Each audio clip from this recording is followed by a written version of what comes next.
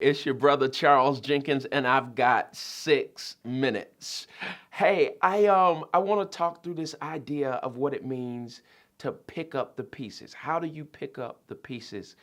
How do you discover who you are after loss, crisis, devastation, a failure? Um, how do you move forward after a breakup? A big mistake, a loss of a loved one, loss of a job, a foreclosure, uh, a horrible business deal, um, uh, going your separate ways with a business partner, losing money. Um, how do you move forward? Uh, who do you move forward with? What do you move forward with? Um, on the backdrop of a moment of spiritual defeat, feeling like you're just kind of unplugged, disconnected. How do you go forward? Elijah, the prophet Elijah, in the Old Testament, paints an amazing picture of what that looks like. He has a stream of great successes. 1 Kings 17, it's a famine in the land. The first 8 verses, God provides for him, gives him instructions on what to do. He sees a miracle happen, and God provides for him in this famine. Then the next several verses, you start at verse 9 and go through verse number 15 on down. God provides again. He's in a tight spot. His back is up against the wall. God shows up and provides. Then in chapter 18 of First Kings, he's standing in his faith and for God, and just kind of committed and dedicated. He goes against the status quo, so to speak, culture, the prophets of Baal, uh, and and these prophets have a different philosophy that stand against the God of Scripture. He stands firmly and strongly. He prays for fire as an evidence of God's reality, existence, and power, and fire comes. All of those who are against him are defeated in a valley. And then he prays for rain.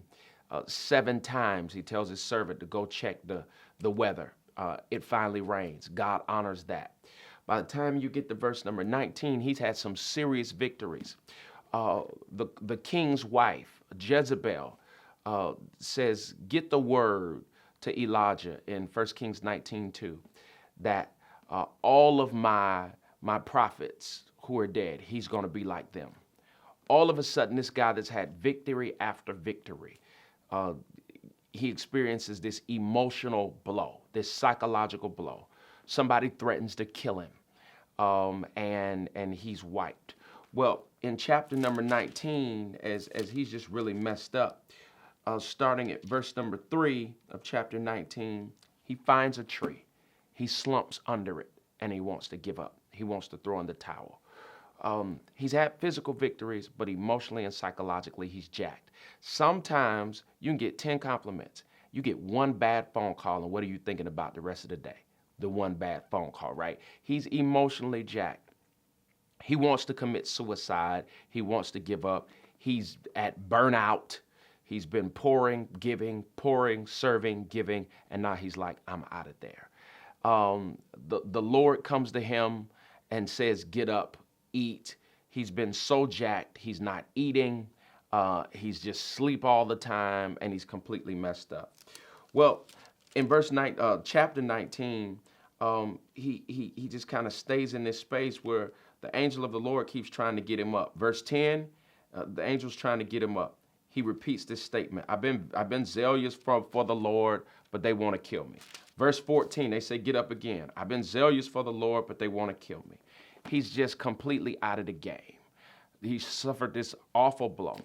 Well, finally, he gets up and he says, I'm going to go forward. Verse 19, he finds this guy named Elisha. And now he can hear from God again. He puts his jacket around him and says, okay, you're the man. Fast forward in 2 Kings chapter number 2, the first 11 verses. All of a sudden, Elijah is teaching. He's got this school. He's pouring in the students. And then he passes the mantle to Elisha. Here's the story. When he finally picks up the pieces and is able to move forward, he is able to impact scores of people in ways that he didn't think he could after he went through what he went through. I want to invite you to trust God for the grace to go forward, to pick up the pieces, and to know there's more in you than on you. And God's got a future bigger than the pain of your present.